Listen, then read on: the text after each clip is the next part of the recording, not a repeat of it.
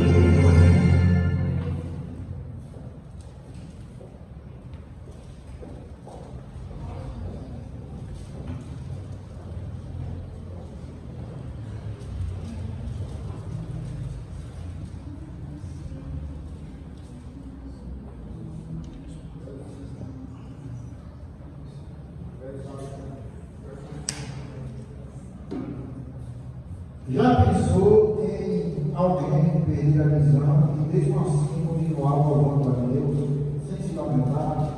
Foi isso que aconteceu com a jovem Fanny Crosby, que perdeu a visão ainda criança, mas que se entregou a Deus e pela fé tornou-se compositora de hinos. Ela compôs parte de 9 hinos. A música que louva a Deus tem esse poder de honrar o Criador e animar o coração. dois pensamentos. Vamos aquecer o nosso coração ouvindo o hino de louvor a Deus.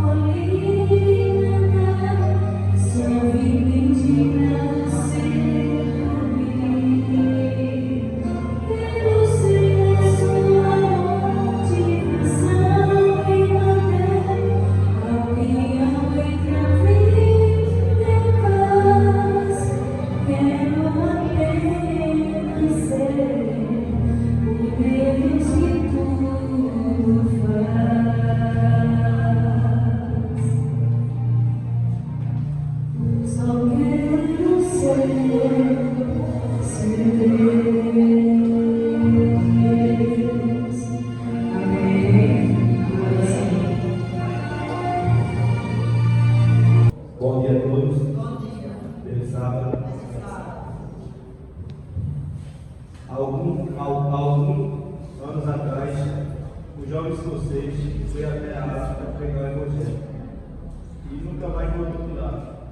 Ele levou milhões de pessoas a servir Jesus. O nome desse homem está em muito livro do evangelismo. Seu nome era David Livingstone. Sua vida foi um grande relatório, trabalho de evangelismo. O informativo mundial das missões relata a vida de pessoas que trabalham para Jesus e levam pessoas a Jesus.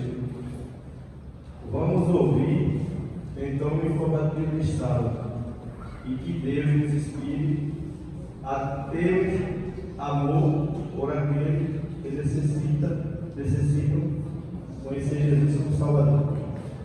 Amém? Feliz sábado a todos.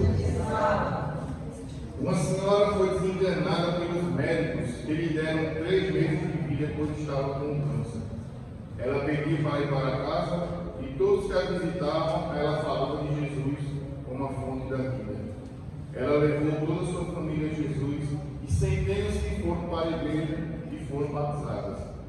Ela, ao invés de viver 3 meses, viveu mais de 15 anos falando de Jesus. Ela encontrou vida em anunciar Jesus. Vamos nessa lição a ser recapitulada como Jesus era a fonte da vida e como podemos obter essa vida que João chamava de vida eterna. Gostaria de convidar os irmãos a ficar em pé agora, para que a gente pudesse orar ao começo do estudo da lição.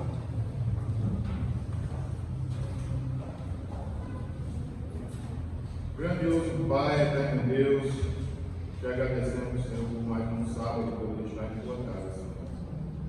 Querido Pai, eu peço agora a unção do Santo Espírito, ele vem sobre os professores que possam iluminar nossas mentes e nossos corações, para que possamos entender realmente que Jesus é a fonte da vida e que ele pode nos libertar de todos os nossos pecados.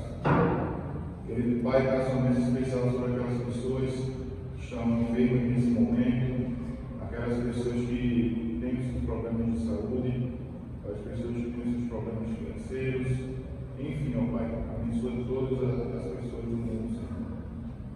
É isso que eu te peço em nome do teu Filho Jesus. Bom dia, feliz sábado.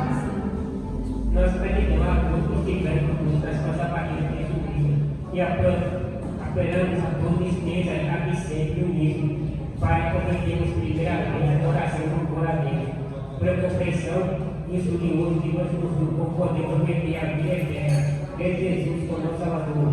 A justiça espiritual sempre que aceitar ganhar a vida eterna, evitar pedir, ainda levar o viver a condenação. E não pode Jesus para curar, precisa que enriqueça a nossa vida. Proclama a Deus pela chama maravilhosa de nosso Salvador, que prometeu e preocupa conosco o poder da vida eterna, para que nos venhamos a vida eterna e merece nosso mundo. Por isso, vamos cortar o número de Deus. Jesus é a minha vida. Soltamos e oramos para terminar essa capítulo. Thank you.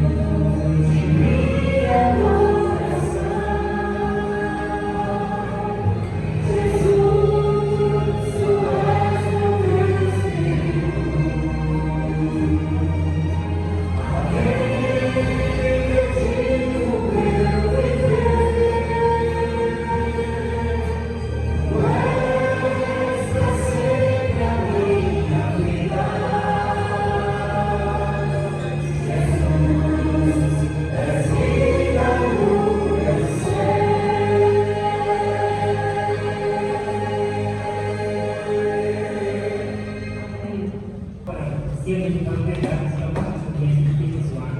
Que nós estamos usar como grana para ter glória do próximo. Que o Senhor nos conceda, irmão, o Espírito Santo sabedoria para cumprir esse pecado.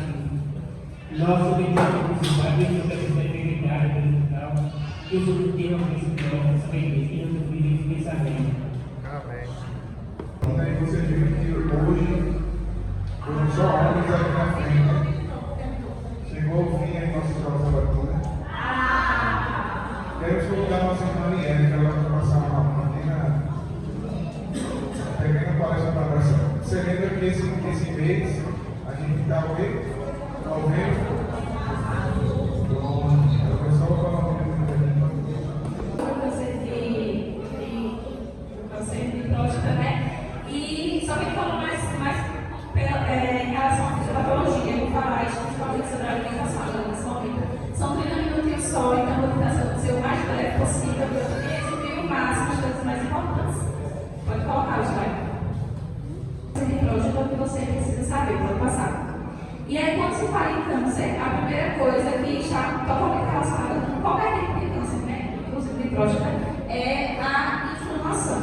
Mas é aquela inflamação de baixo grau e crônica, tá? Quem está da área da saúde pode dizer, como assim inflamação? Tá? Você está lá inflamada, vai sentir dor e tal. E essa inflamação que a gente falando, é aquela inflamação de longo prazo crônica, que a pessoa está sempre inflamada. E é de baixo grau, você não sente dor, vermelhidão, você está inflamado ou outra parte do corpo inflamada. E aí a pergunta que a gente faz, como a alimentação influencia a inflamação? A inflamação é totalmente relacionada com o câncer de próstata e como a alimentação influencia. São vários fatores, eu vou falar só um pouquinho aqui, alguns principais. Através dos radicais livres, uma alimentação que promove excesso de produção de radicais livres. Vale ressaltar que não é só a alimentação que promove a formação de radicais livres, tá?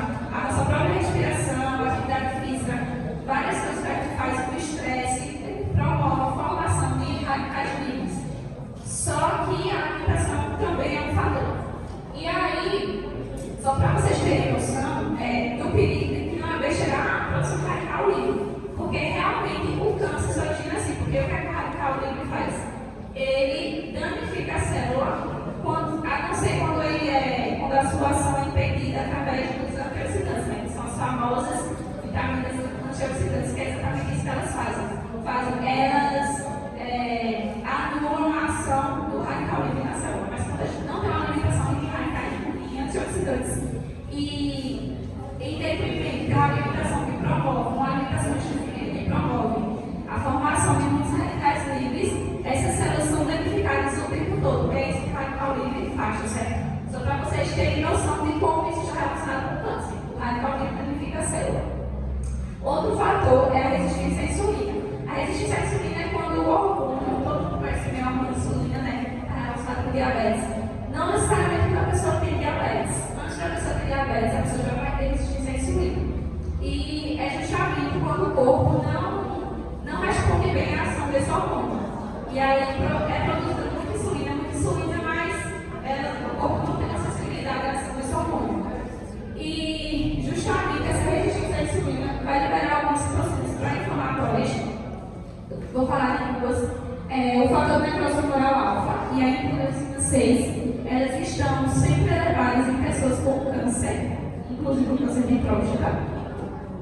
E, lógico, estou falando aqui no ambiente tumoral, tá? O fator necrose tumoral ela promove a apometose, que é a célula programada a morte programada da célula, que é uma coisa boa. Mas, e a interleucina 6 também está relacionada a melhor queima de gordura no corpo, queima de atividade física e tal. Mas aí a gente está falando em um ambiente específico tumoral, de corpo inflamado, né? Tem também a questão do tecido adiposo. Pessoas que todo têm tecido adiposo, obviamente, mas quem tem excesso de gordura corporal vai produzir mais algumas adipocinas. O tecido adiposo, ele produz e libera algumas adipocinas que têm sua importância e são necessárias, porém, quando em quantidades desapropriadas, não vai ser muito legal. Vou falar de vez, que tem relação com o câncer de próstata, tem outras também, mas o tempo não permite. A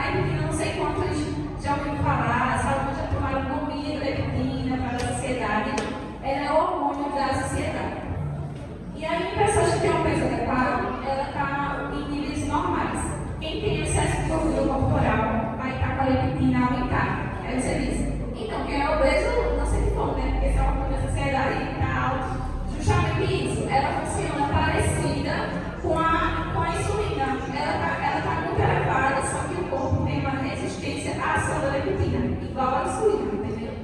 E aí a leptina está relacionada a quê? O excesso de leptina, né? Que todo mundo tem e é necessário. Mas o excesso está relacionado à proliferação celular.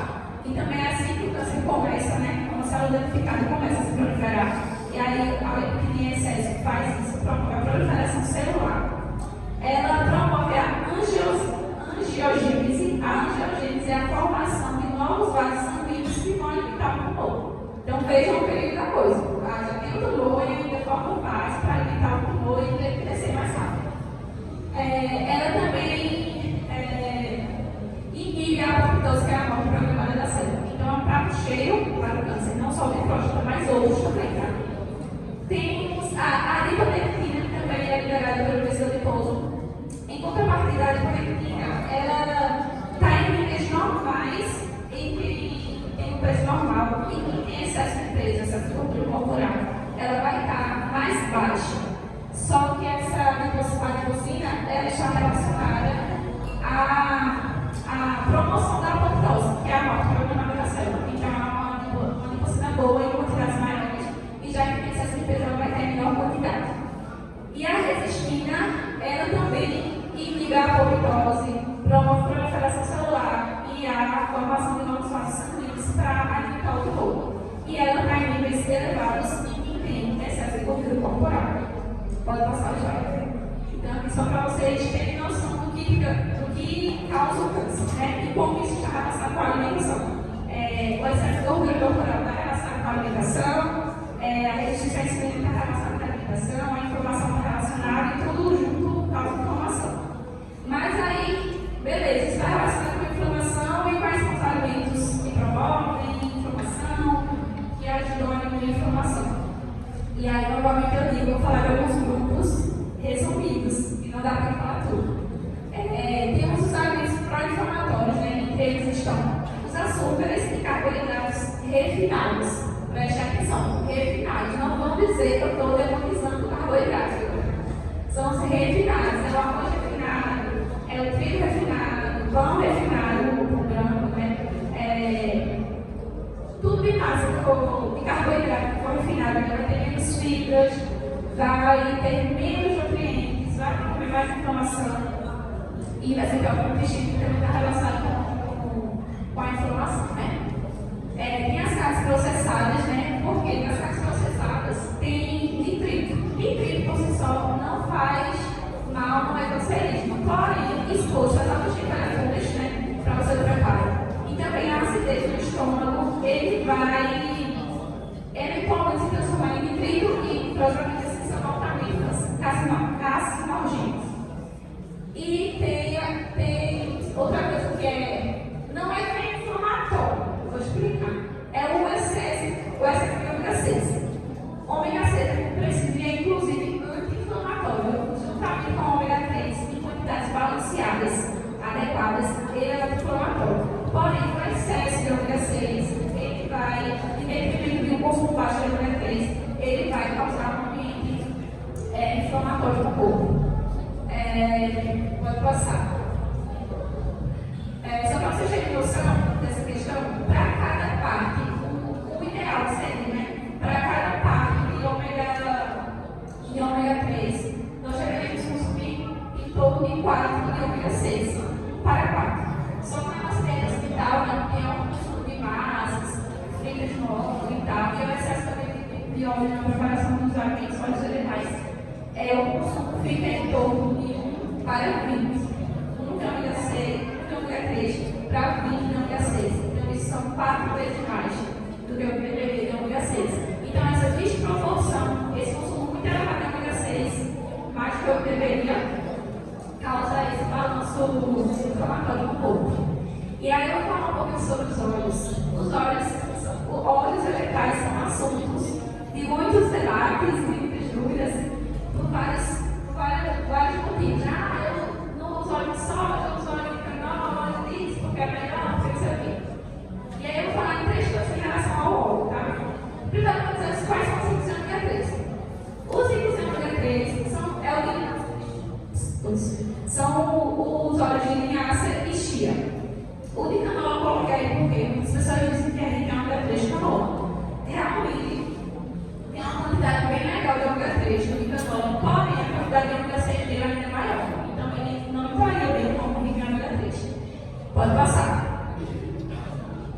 Os óleos ricos em ômega 6, assim, os principais, são o de milho, soja, girassol e semente de algodão. E aí o que acontece? Você pode dizer, então tá tudo certo, eu vou simplesmente trocar o óleo desses óleos de ômega 6 pelo de ômega 3, porque aí eu consumi mais ômega 3. E aí eu vou falar 3 coisas sobre isso, né? Primeiro, que gordura, independente se é ômega 3, ômega 6, se é gordura boa, se é gordura ruim, gordura é altamente calórica. Para você ter noção, 1 grama de proteína tem 4 calorias, 1 grama de carboidrato tem 4 calorias, mais 1 grama de gordura tem 9 calorias. Então, independente da fonte, é calórico. Consumir em excesso vai promover um aumento de gordura corporal. E aí, como a gordura corporal, nós já vimos que já está relacionada a várias coisas que promovem o câncer, não vai ser legal. Isso é uma coisa, tá? Porque geralmente as pessoas procuram um hábito salvador da pátria. Parece que eu consumo esse, e quer consumir a mesma quantidade em excesso, que é uma coisa que posso continuar consumindo em excesso. E aí não vai ter, porque é muito óleo, vai ser calórico. Outra coisa é que os óleos têm uma coisa chamada de ponto de fumaça. O ponto de fumaça é a temperatura que o óleo aguenta até ele ser oxidado. E quando é oxidado, ele libera substâncias tóxicas que não vão ser boas para o nosso organismo também. E aí os óleos que têm o maior ponto de fumaça é justamente óleo de soja, de girassol, de milho, que são os ricos em ômega 6. Eles vão aguentar maiores temperaturas. Se você usa o óleo de chia de linhaça em altas temperaturas, ele não se dá. Aí eu sei para vocês por minha dúvida.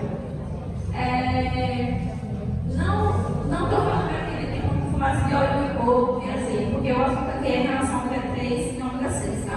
Azeite é rico em ômega 9, óleo de coco é gordura saturada, é outro tipo de gordura. Mas em relação a 3 e 6, o que maior ponto de fumaça são os que são ricos em ômega 6. E aí é aquela coisa, ou você consome o que é ômega 3 para dizer, eu consumo mais ômega 3 e consumo oxidável, ou consumo ômega 6 com moderação e não consome óleo oxidável. E também você pode consumir os ricos em ômega 3, os que têm um menor ponto de fumaça, né, que oxida mais rápido, para preparar uma coisa que se prepara rápido, não vai para altas temperaturas como o ovo, o queijo, aí não vai ter problema, pode passar. Outra coisa são os corantes. Tem uma infinidade de corantes, né, na indústria. Vou falar dos principais, de 2 só, na verdade. O dióxido de furano, ele é genotóxico e tem baixa absorção, né? O corpo absorve um pouco, porém ao longo da vida você consumindo de forma corriqueira, ele é cumulativo, ele não é eliminado, ele fica cumulativo, acumulado. Tem o 4-metilmidazol, que ele é citotóxico e genotóxico. Tudo que é, para vocês entenderem a diferença, citotóxico, ele é tóxico para a célula no geral, tá? Vai causar dano à célula no geral. Quando é genotóxico, ele vai causar dano diretamente no DNA, que é pior ainda.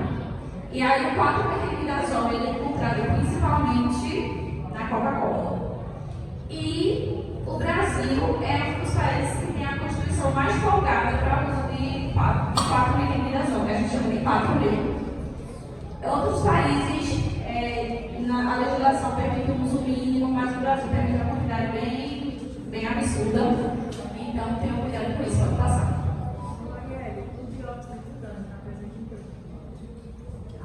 E um monte de alimentos processados. A maioria dos alimentos processados.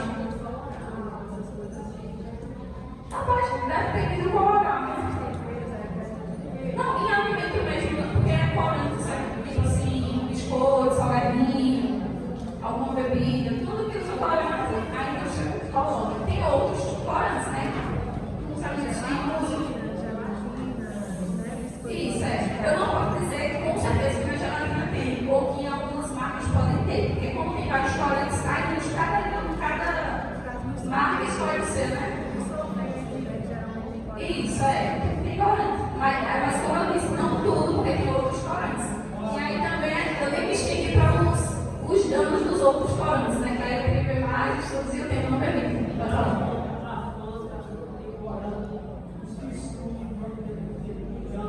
Isso, todo refrigerante tem. Agora vamos falar dos alimentos anti-inflamatórios dos principais grupos. Todas as frutas, tudo que é natural, é saudável para o corpo, mas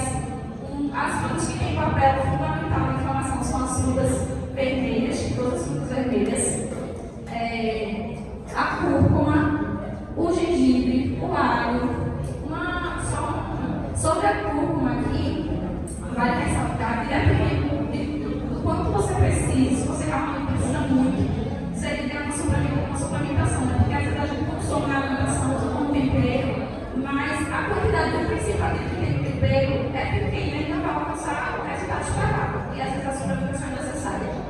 Aqui no alho temos os grãos integrais, né? Nós falamos já sobre eles. Todos os grãos integrais, pode passar. Pode passar. Temos as gorduras saudáveis, abacate, couve, nós falamos já do ômega 3, ômega 6, né? As saudáveis adequadas também são saudáveis. As proteínas, especialmente os peixes gordurosos. Os peixes gordurosos, eles são ricos em ômega 3, e aí eu já falei da importância do consumo de ômega 3, né? Os principais peixes, os peixes que são mais ricos em ômega 3 são sardinha, atum e salmão, tá? E o cacau, que também é uma fonte boa de gordura, pode passar. Temos os fitoquímicos. Os fitoquímicos são substâncias bioativas que nos alimentos, né? A gente fala sobre nutrientes, sobre vitaminas, minerais, mas também tem os compostos bioativos.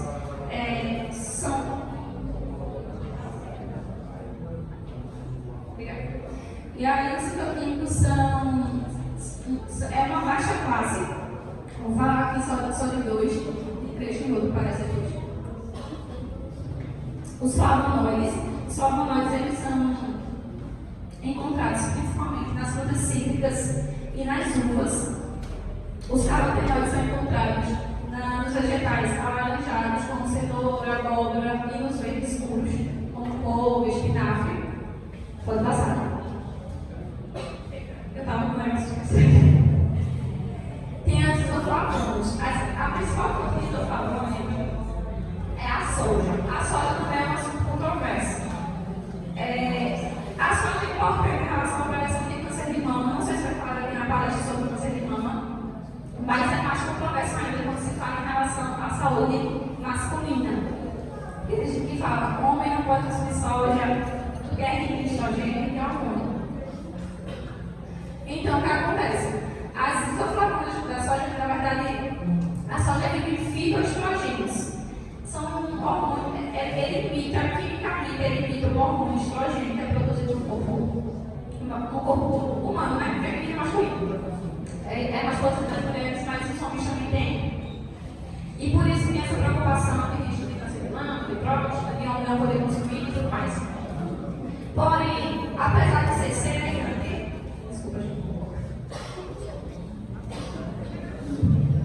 apesar de ser semelhante quimicamente, a sua ação é diferente do hormônio produzido endogenamente no corpo humano.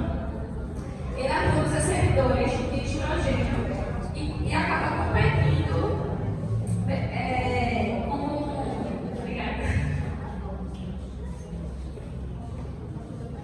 ele acaba competindo com o hormônio que é produzido pelo corpo humano naturalmente. No receptor, né? E aí, como o câncer de próstata é um câncer hormônio dependente, está relacionado com, por exemplo, se tem um excesso de estrogênio, né, em detrimento da testosterona, esse desbalanço e tal. Então, seria interessante, assim como o câncer de mama, ele vai diminuir o estrogênio natural que tem em relação ao câncer de próstata, agiria da mesma forma, diminuindo o estrogênio em homem que tem uma taxa de estrogênio, ou que não tem, mas serviria como prevenção. E aí, o consumo adequado, o consumo moderado de soja, de alimentos ricos em isoflavonas, que seriam adequados por dia, seria em torno de, a soja em torno de 50 a 70 gramas. Só uma coisa sobre a soja é que a grão é diferente, tá? A soja, a texturizada, que a gente é acostumado a comprar, é o bagaço da soja, tá? A gente usa para fazer óleo de soja e o bagaço é o que a gente consome. Vai ter menos outros nutrientes, em contrapartida vai ter mais proteína, a proteína vai estar mais concentrada, mas ela pode ser consumida também. Mas em grão, em torno de 50 gramas por dia, é uma quantidade adequada. Tofu em torno de 100 a 150 gramas e o leite de soja em torno de 200 ml por dia. E eu vou falar de algumas substâncias, de alguns alimentos específicos que têm relação direta com o câncer de próstata, né? Alguns de acordo com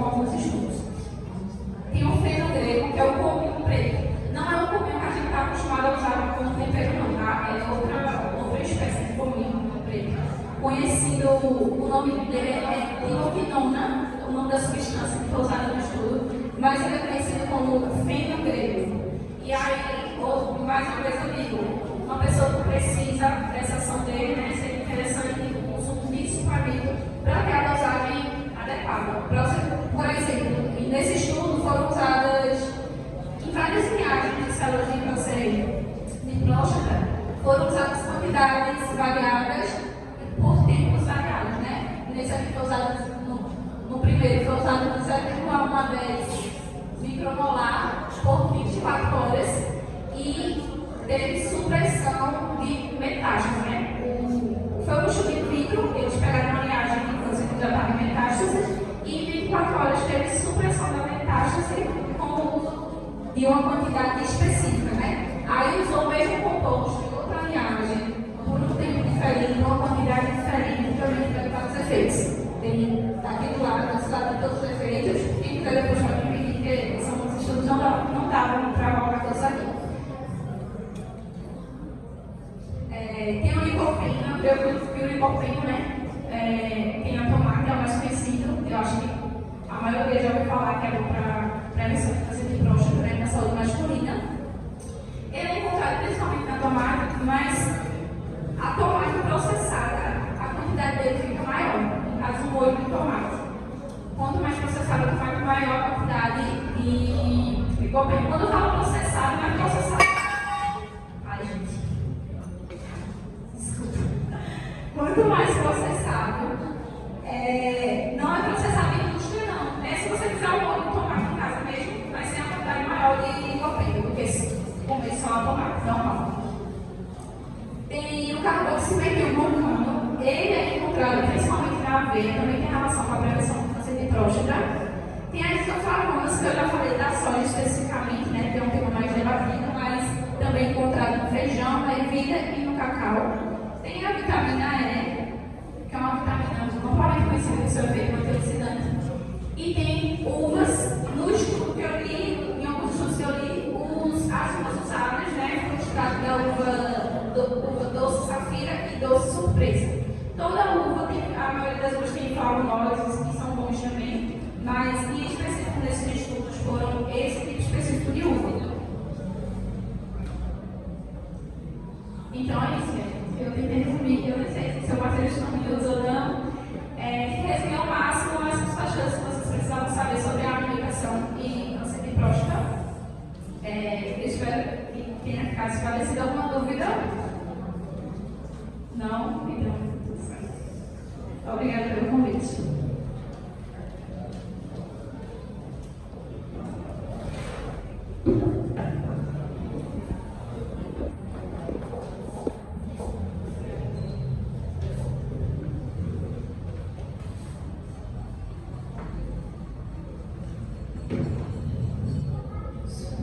Então, obrigada, Arielle, pela sua participação. Receba essa lembrança do Ministério da Mulher e do Ministério dos Homens. Que Deus te use e capacita cada dia mais.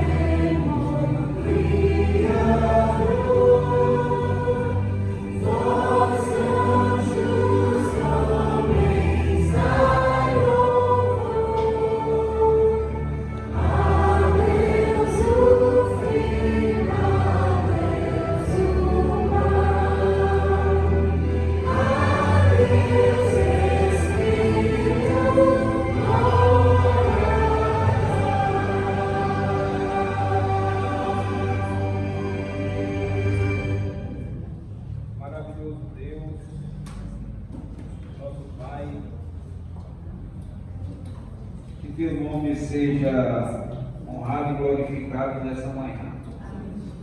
Receba, Senhor, a nossa adoração através dos serviços que prestaremos ao Senhor nessa manhã, em nome de Jesus. Amém.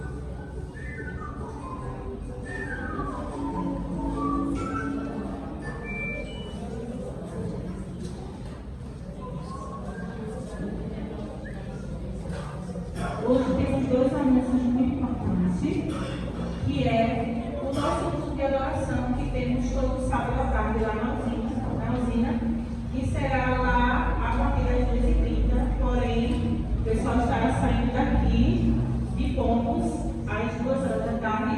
Hoje vai terminar antes, vai sair lá às 3h30. E porque depois tem o quê? Bota aí. Culto de gratidão na casa do irmão Dedinho, a partir da irmã Bio, a partir das 16 horas. O convite é: vamos juntos louvar a Deus. Então todos estão convidados, tanto para o culto da usina como para o culto na casa do irmão Dedinho. Que hora, gente? Às 4h. Então vamos lá prestigiar, porque os irmãos estarão lá esperando com aquela alegria, certo? Que Deus abençoe a todos.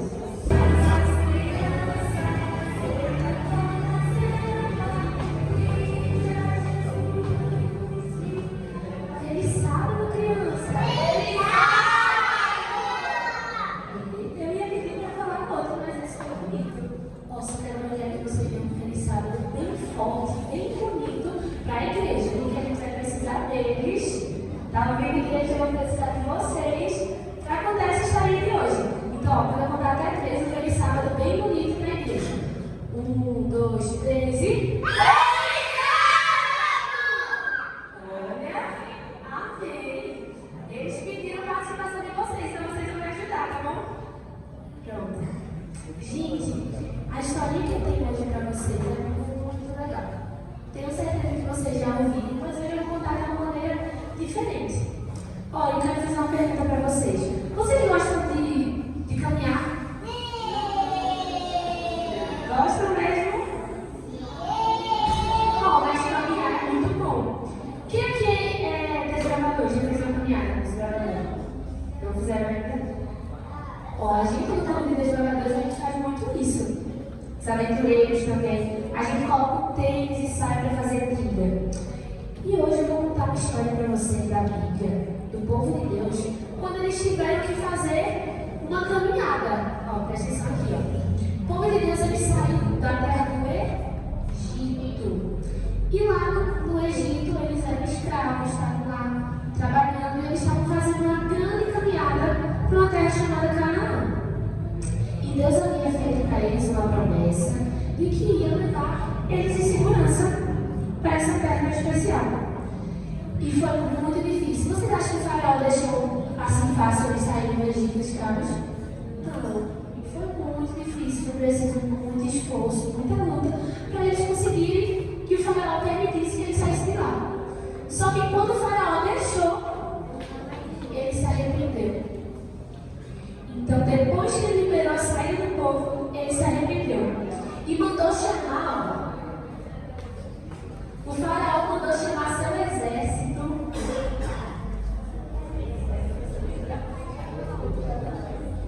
O faraó mandou chamar seu grande exército. Fica aqui na frente formado exército. Ele mandou chamar um grande exército para ir buscar aquele povo, porque ele não queria mais que eles saíssem do Egito.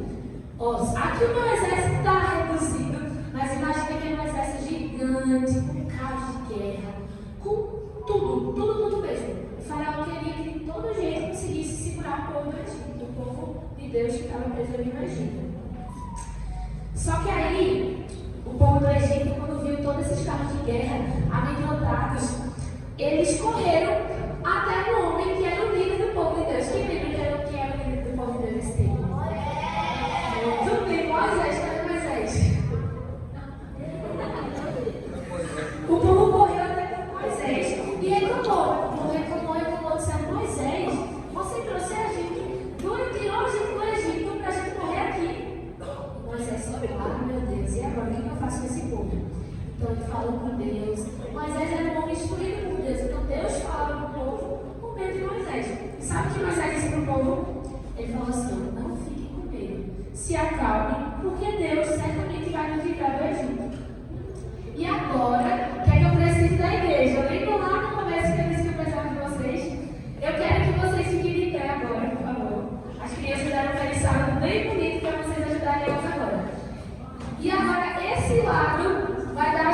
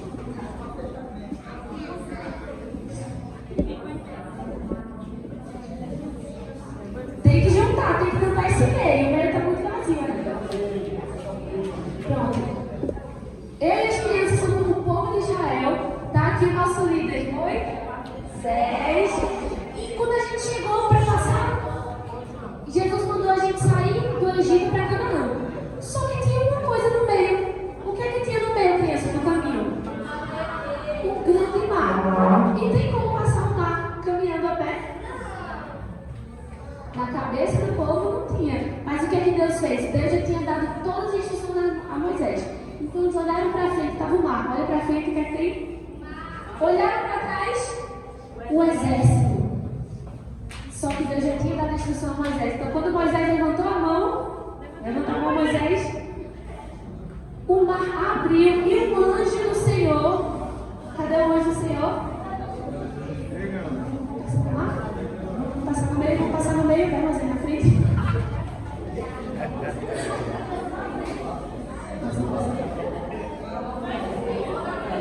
O anjo do Senhor foi atrás do seu povo protegendo. E quando os egípcios tentaram passar, o mar vai fechar de novo. O mar tem que fechar de novo, porque senão os egípcios vão passar. Quando os egípcios tentaram passar, o mar se fechou novamente. Obrigada, igreja. Obrigada, gente, pela ajuda. Vamos sentar de novo na frente para terminar a historinha? Vamos rapidinho sentar lá na frente para terminar a historinha?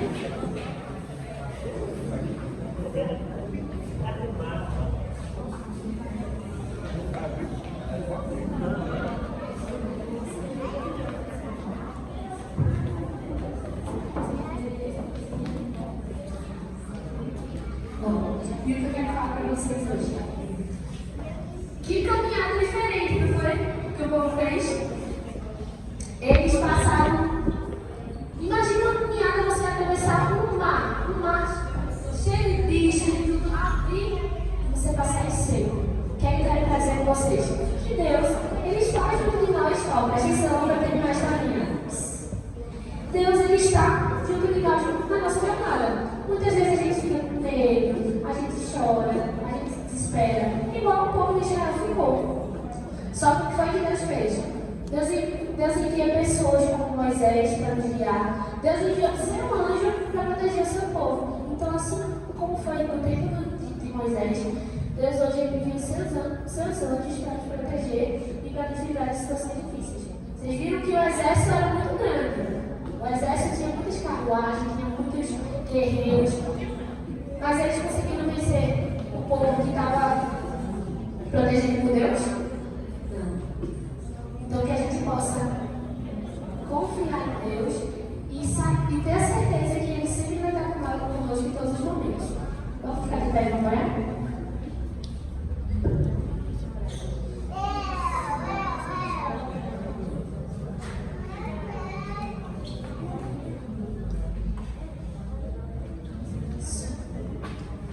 Alguém quer orar?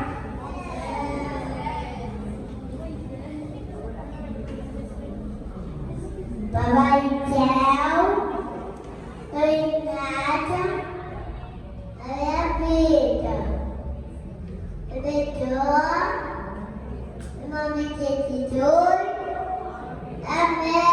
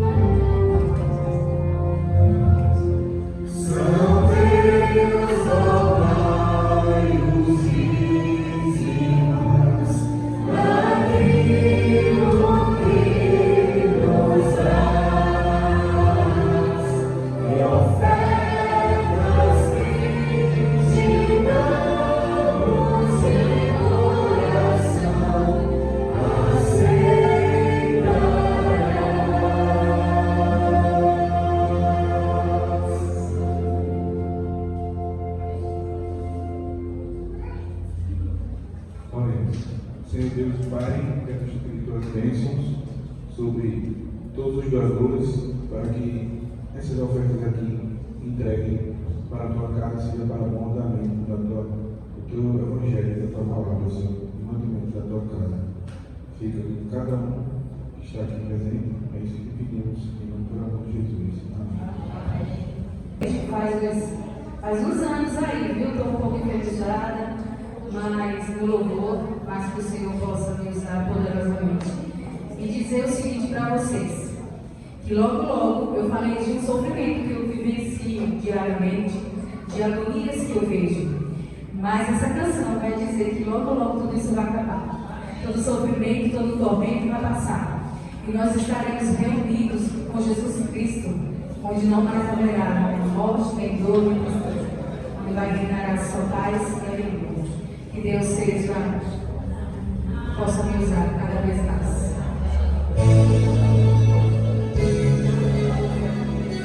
Meus irmãos, por gentileza, cante comigo.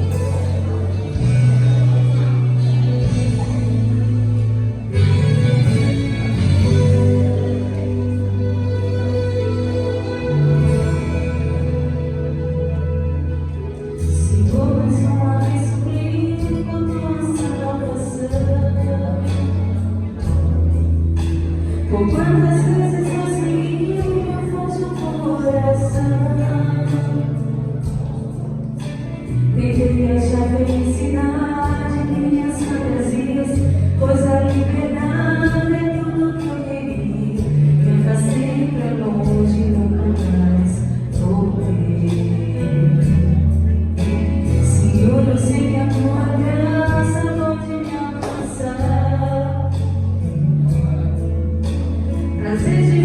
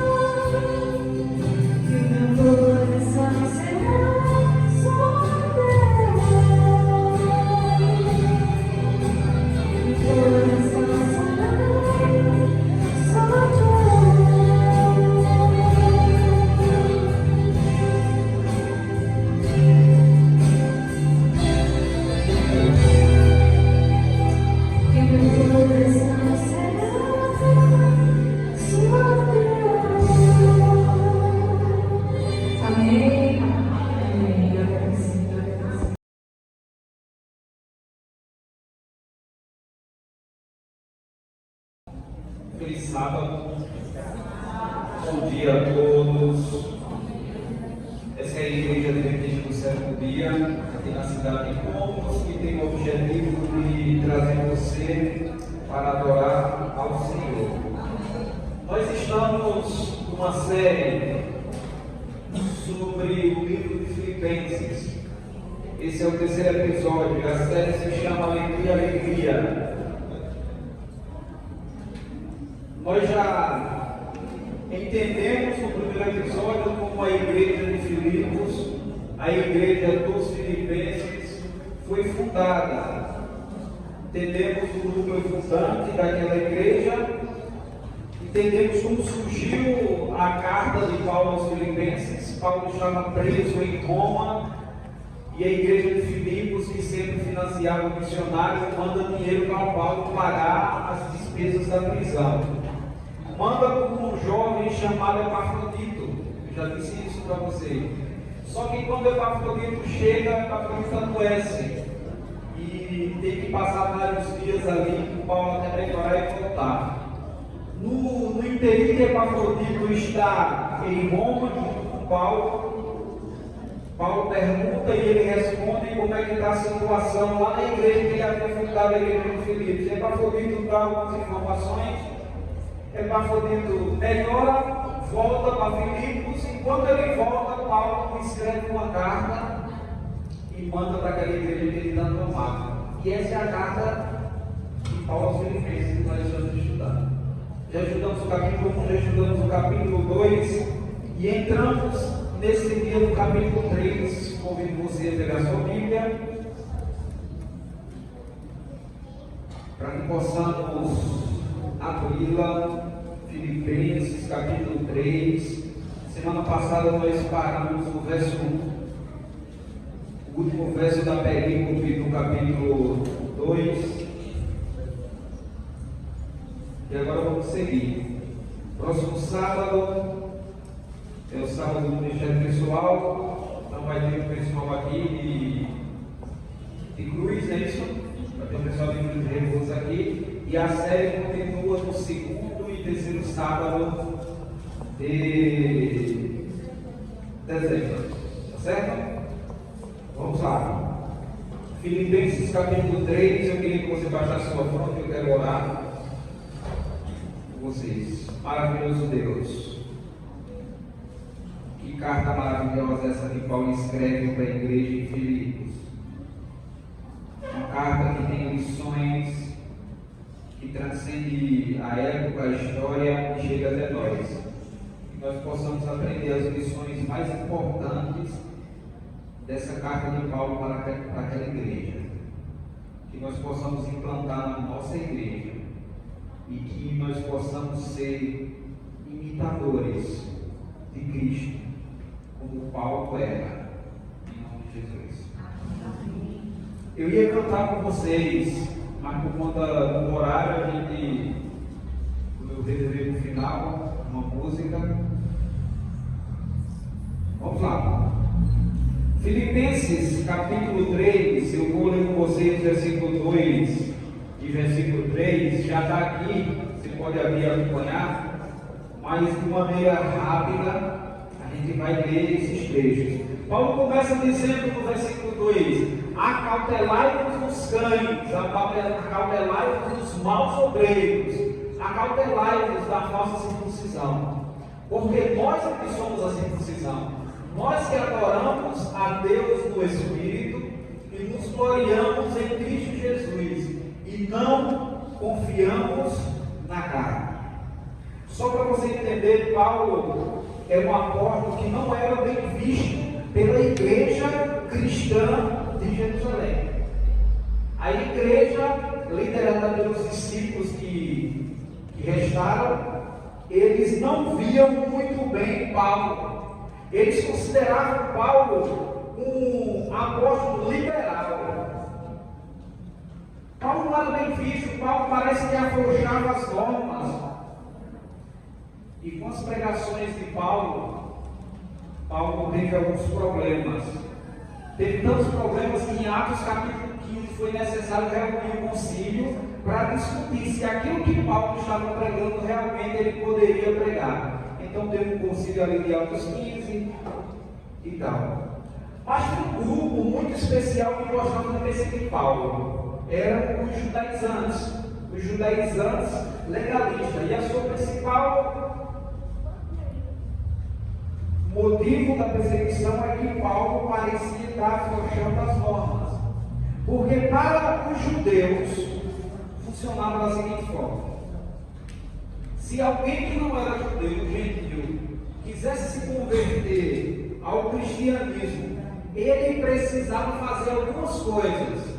Dentre as coisas que eles precisavam fazer, eles precisavam adotar a cultura judaica. Então precisavam circuncidar. Era necessário fazer todo o rito de purificação, tanto antes da alimentação quanto do templo. E na pregação de Paulo não exigia nada disso dos novos conversos dos gentios. Paulo entendeu que pregar o Evangelho é diferente de pregar a cultura religiosa. Para os judeus, eles precisavam, os gentios que se convertiam ao cristianismo, precisavam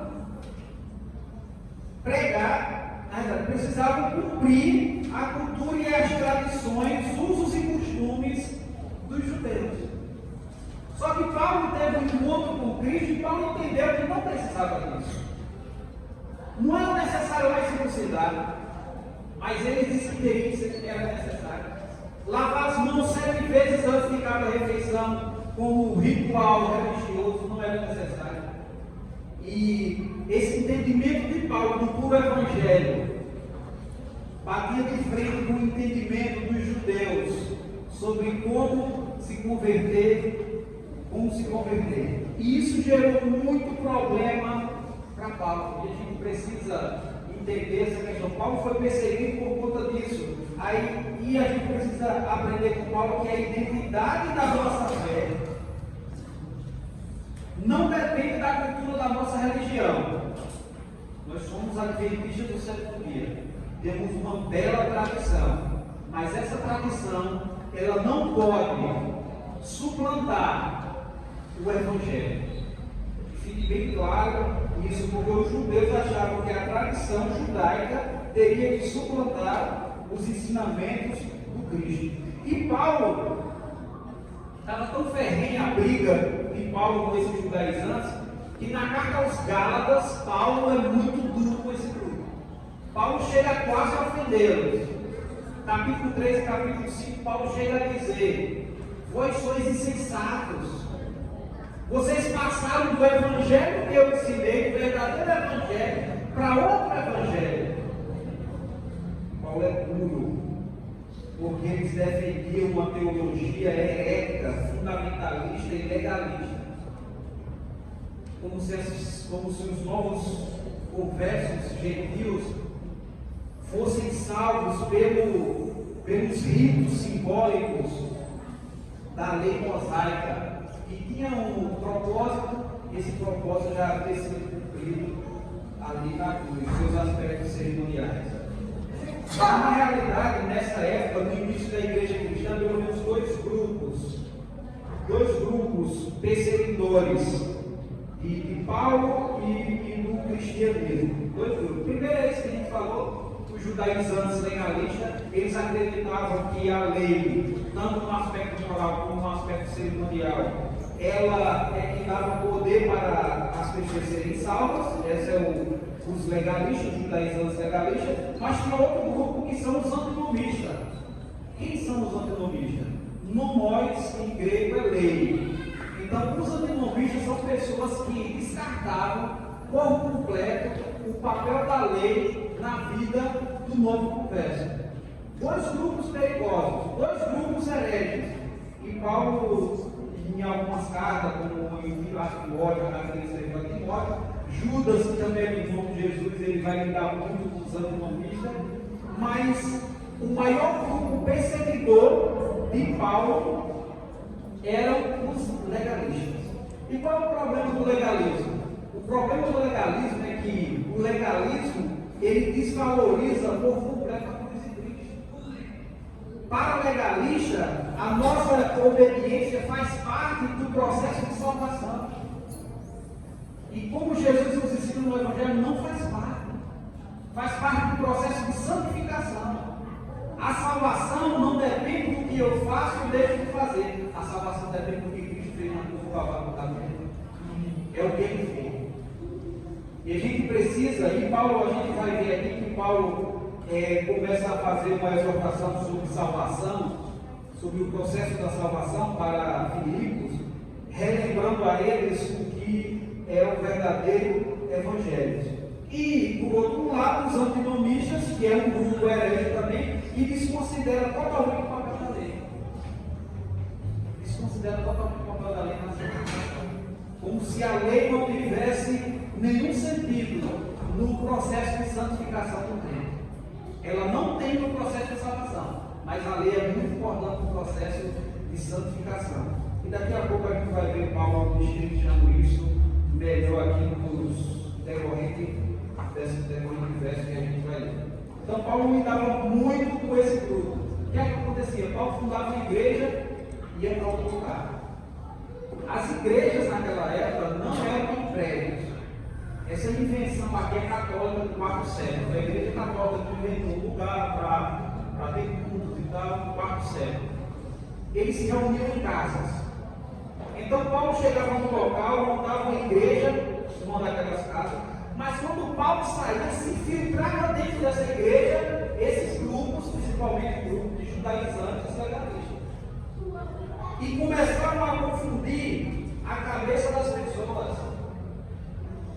E agora começava a ter treta na igreja, tinha confusão na igreja, porque tinha um grupo que era denominado, que olhava para o outro grupo e dizia: esse grupo é conservador. O outro grupo que era rotulado conservador olhava para o outro: não, esse grupo é liberal. Começaram aqueles problemas muito grandes na igreja, porque esse grupo de hereges, fundamentalistas, legalistas, eles colocavam mais regras além daquelas que estavam escritas na Bíblia. Eles incorporavam nas normas da Bíblia, eles incorporavam as tradições dos anciãos. E isso dava muito trabalho. Ele chegava com um ancião, com aparência de piedade, porque se tem uma coisa, e eu digo isso para vocês, se tem uma coisa que o crente é vulnerável, é discurso piedoso. Quer pegar o crente, discurso piedoso. Quando alguém chega e começa a ter um discurso como se ele fosse mais piedoso, de aparente piedade, isso chama a atenção do crente. Você chega aqui e diz: eu oro 2 horas da manhã. Se alguém chega aqui e diz: eu oro 2 horas da manhã, a igreja vai olhar e diz: isso aí é crente. Eu leio a Bíblia 2 horas por dia, esse aí é crente. E nós somos vulneráveis a esse tipo de discurso de aparente piedade. E eles chegavam com esse discurso de piedade, e às vezes, dentro desse discurso de piedade, eles rotulavam Paulo como libertino. Muitas vezes eles causavam muitos problemas. Por exemplo, a gente tem uma disciplina cristã que é a oração. Qual é o melhor horário para Deus ouvir nossa oração? Qual é o melhor horário? Qual é o melhor horário? Qualquer hora. Orar sem cessar. Mas se eu chegar aqui e dizer para vocês que a melhor hora de orar é de madrugada, Deus vai ouvir melhor a oração de madrugada. Vocês vão dizer: isso é crente mesmo, isso aí é hora de madrugada, isso vai acontecer. Quando a gente vai para a palavra de Deus, Deus vai ouvir você toda e qualquer hora. O fato de você orar 9 horas da manhã, de madrugada, de noite, Deus vai ouvir toda e qualquer hora.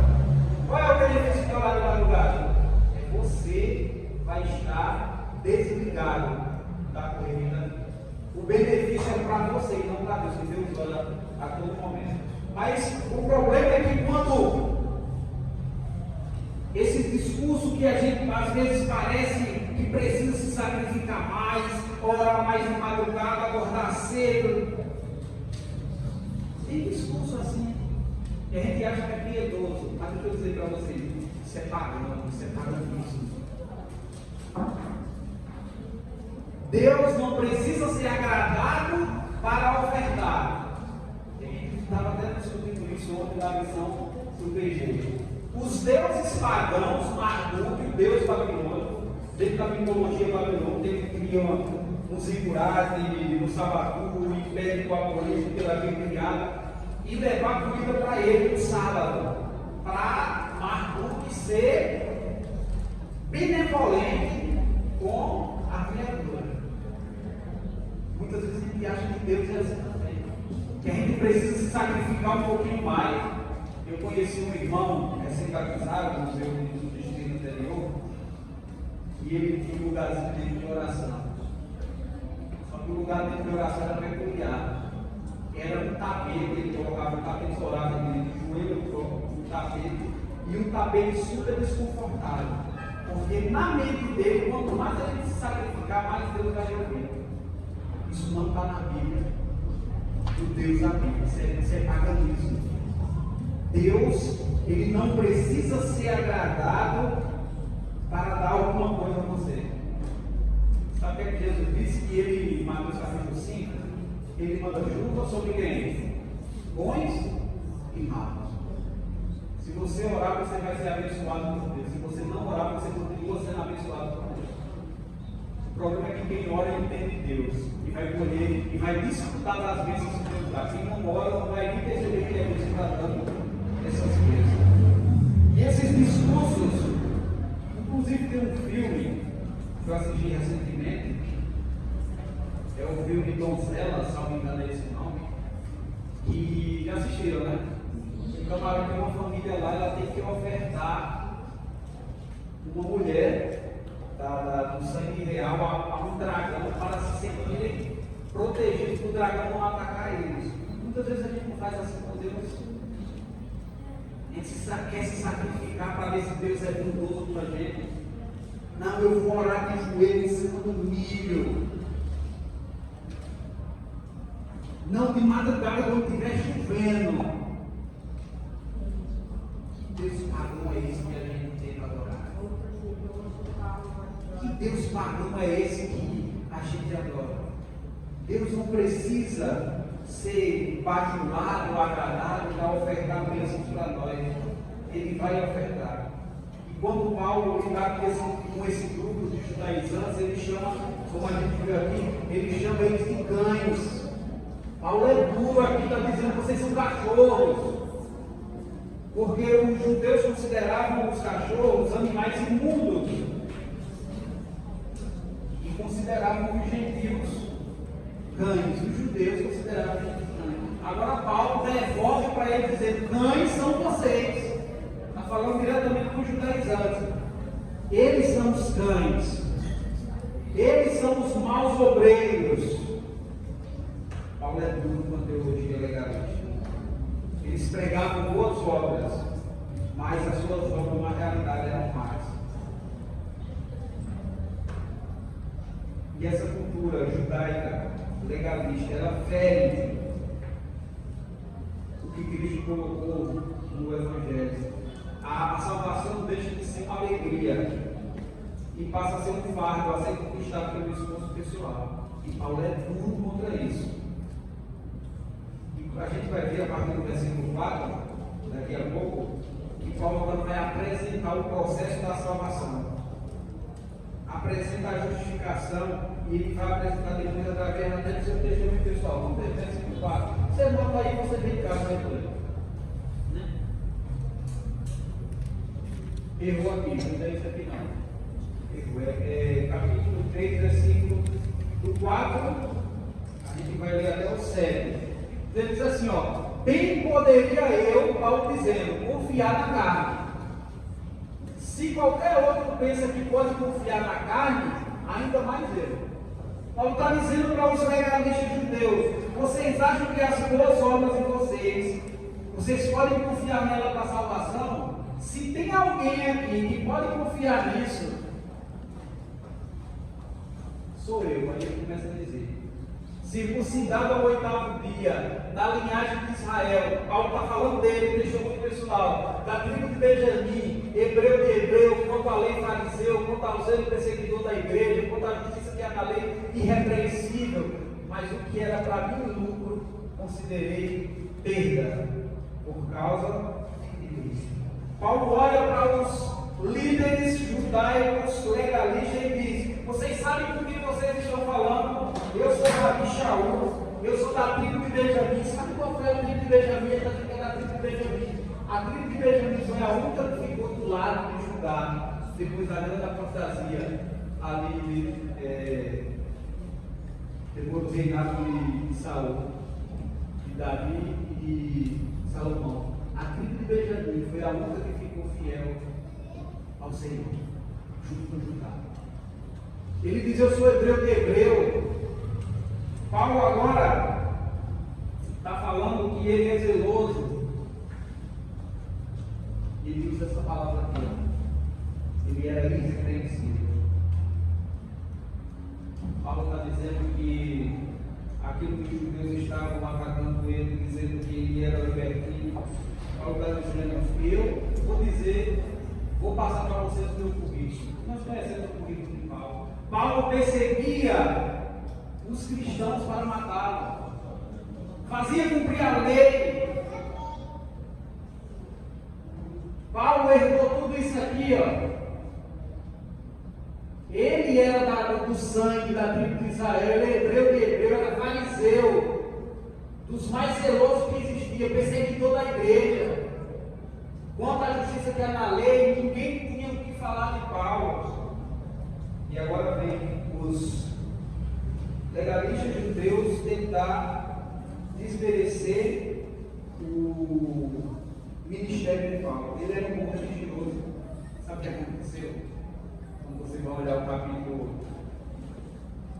se não me engano, 8 e 9 de Atos, Paulo era tudo isso, mas Paulo precisou se converter. Paulo era bom. Olha o currículo de Paulo, ele era bom, mas ele precisou se converter. Era um bom religioso e precisou se converter. Será que nós não estamos precisando se converter de nossa religiosidade vazia? Será que nós, religiosos, não precisamos nos converter de uma religiosidade vazia e legalista em Cristo Jesus? Será que nós não precisamos renunciar a essa religiosidade? Deixa eu dizer uma coisa para vocês. Renunciar uma vida de religiosidade vazia é mais difícil do que renunciar a uma vida de pecado.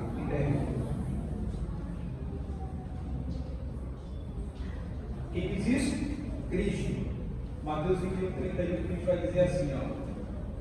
Em verdade, Jesus disse: em verdade lhes digo que os publicanos e as prostitutas estão entrando no reino dos céus, no reino de Deus, primeiro que vocês.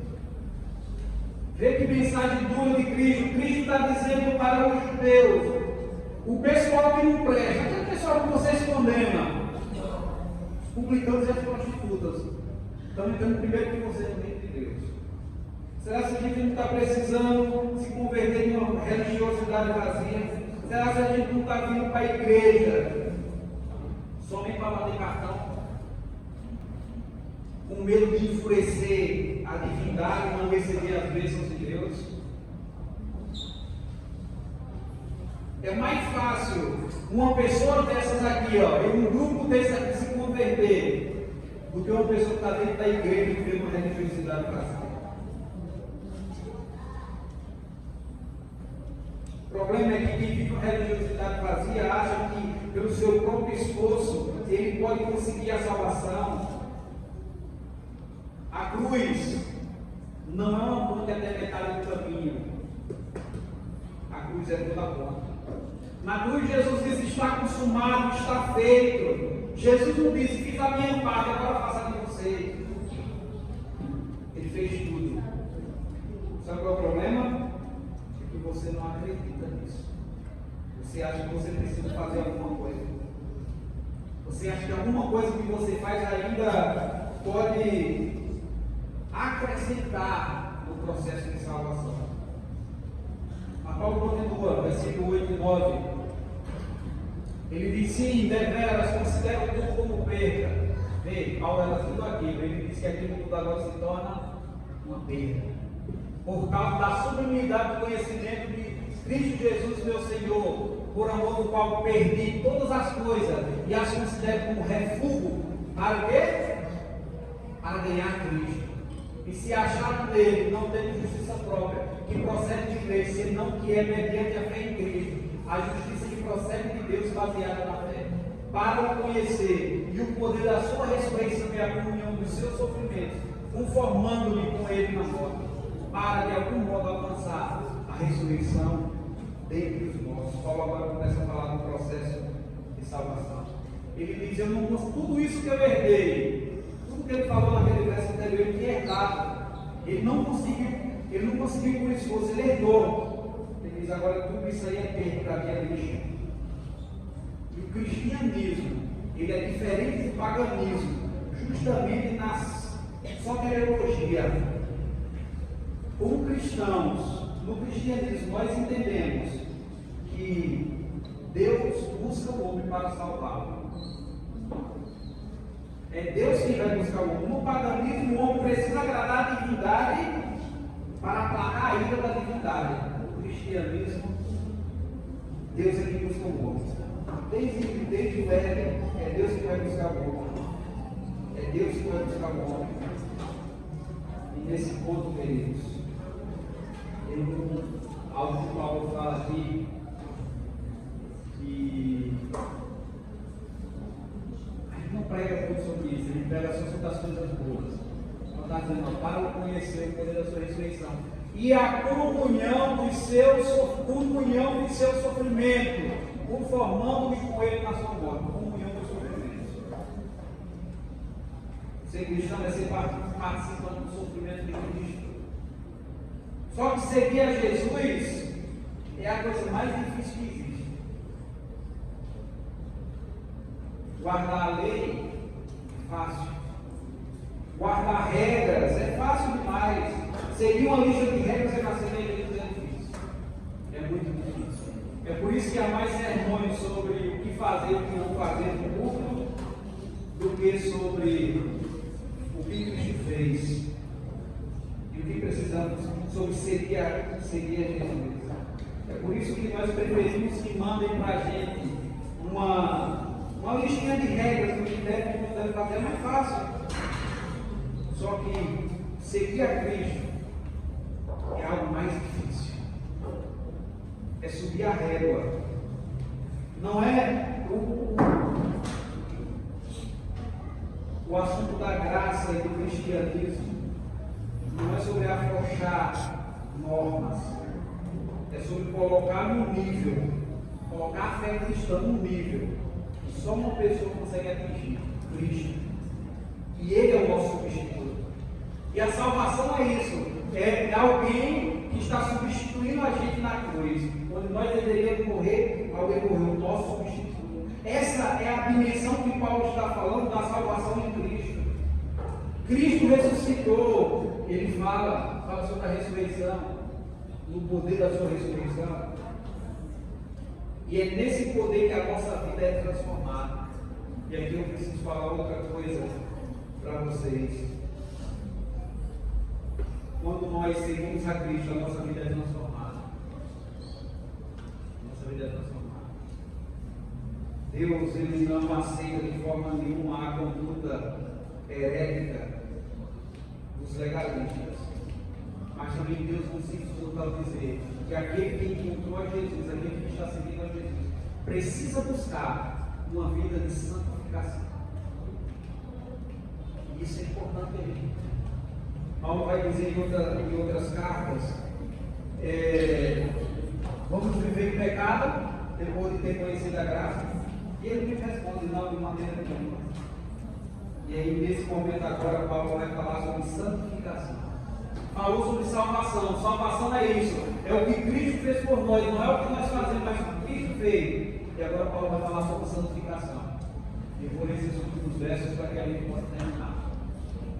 Não que eu tenha recebido, ou já tenha obedecido à perfeição, versículo 12, mas prossigo para conquistar aquele que também foi conquistado por Cristo Jesus. Irmãos, quanto a mim, não julgo haver avançado, mas uma coisa faço, esquecendo das coisas que para trás ficam e avançando para as que estão diante de mim estão.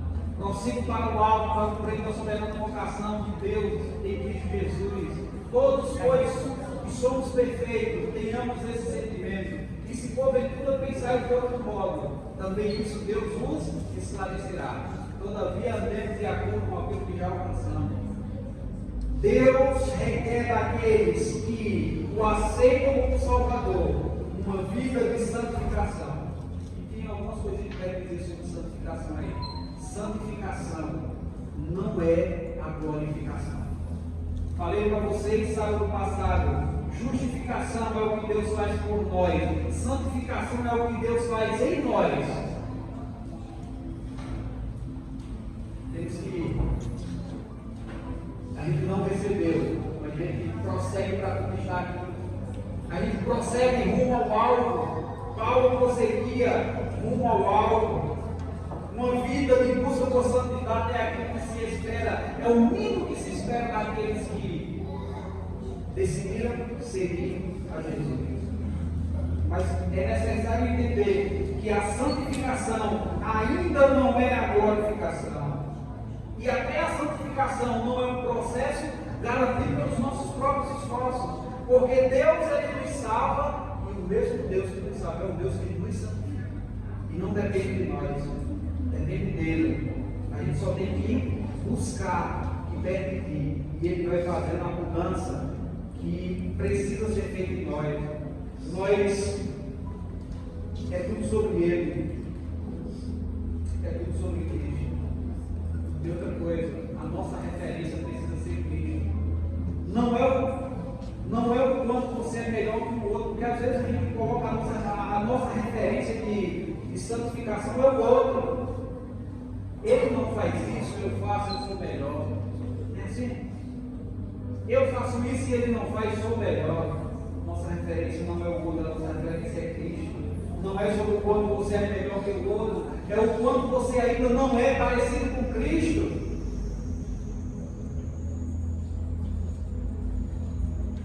Nós não vencemos como Cristo venceu. Nós vencemos porque Ele venceu. É tudo sobre Ele. A palavra usada aqui, perfeição. Perfeição é a palavra teleios, em grego, que quer dizer maturidade, amabilidade. Só que Paulo deixa claro também que ele ainda não conseguiu, não recebeu ainda. Ele não recebeu, mas ele prossegue para o alvo. Quando ele usa a palavra alvo aqui, ele está em meio dos jogos da época. Ele tenta acertar o alvo, mas por algum motivo ele erra o alvo várias vezes. E curiosamente a palavra pecado em grego, uma das palavras em grego, pecado é hamartia, que significa errar o alvo.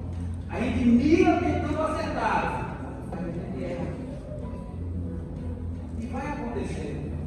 A gente tenta acertar, às vezes outra a gente vai cair. Paulo mirava o alvo, mas muitas vezes ele errava. Mas ele disse que nós precisamos avançar para o alvo. Ele diz, esquecendo das coisas que para trás ficaram e avançando para as que diante de mim estão. O que é que aprisiona você no passado? Algo que uma direção e o por isso que Paulo poderia dizer, sejam meus imitadores como eu sou de Cristo. E no final da vida, Paulo diz, combateu o combate. E esse combate que ele combateu, alguns dizem que falam de várias coisas, mas o combate era um combate com esses hereges. A vida toda lidando com esses hereges. Mas ele perseguia um ao alvo. Eu quero encerrar dizendo uma coisa para vocês. Não se esforce mais para ter saúde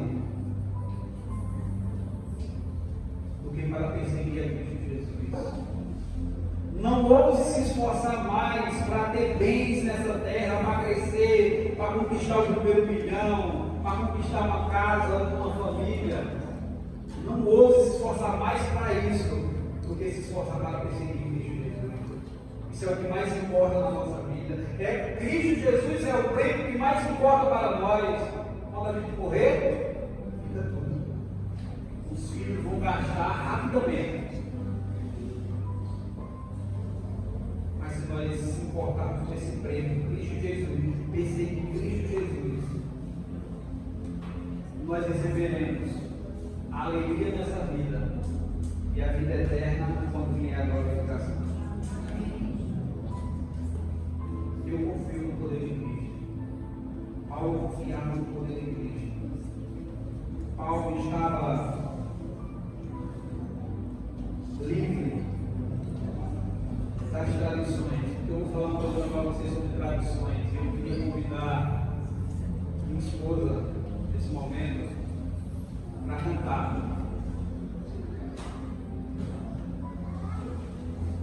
As tradições daram lugar a outras tradições.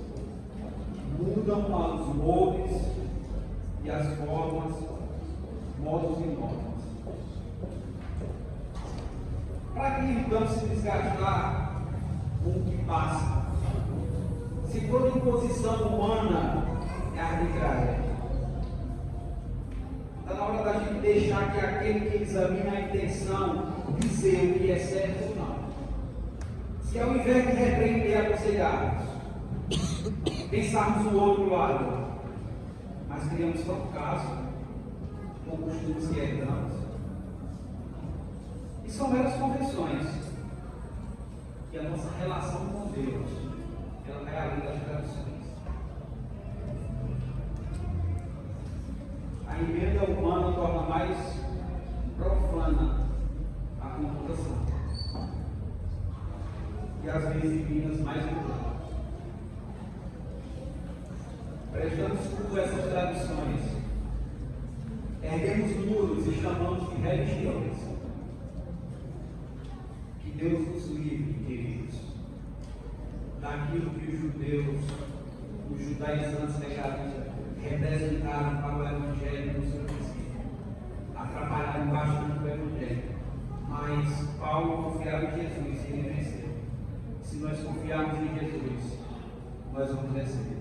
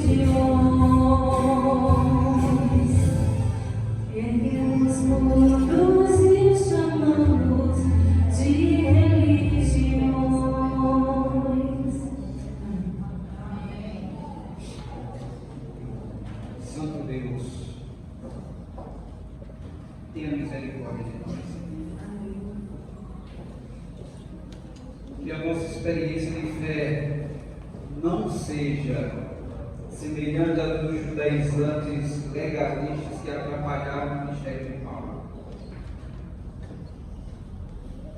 Que as tradições não ocupem o lugar do verdadeiro Evangelho de Deus, mas que nós elevemos, proclamemos esse verdadeiro Evangelho, assim como a música da Rafaela Pinho foi cantada, que o Senhor, que conhece as intenções, que nós deixemos que o Senhor diga se é assim. Nos colocamos, Senhor, aos teus pés e com humildade pedimos, ajuda-nos a correr esse rio alto até a glorificação. Ajuda-nos nesse processo de santificação. Que o teu Espírito nos guie nesse processo em nome de Jesus. Me cura, Senhor, me cura, Senhor, manifesta em mim as tuas obras. Vem, Jesus, te peço agora, me cura, Senhor, me cura, Senhor.